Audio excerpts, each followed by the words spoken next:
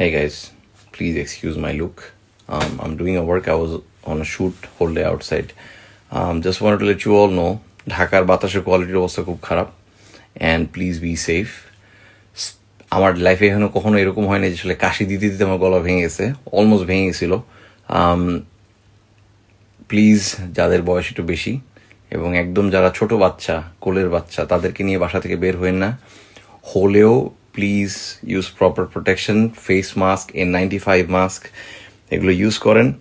এবং যেটা বলবো যে আসলে আনলেস ইটস নেসেসারি প্লিজ বের হয় না বাসা থেকে। বাসায় এয়ার কোয়ালিটি, এয়ার পিউরিফায়ার যদি থাকে তাহলে তো খুব ভালো, না থাকলে কোনো সমস্যা নেই, জানলা দরজা সব বন্ধ রাখেন।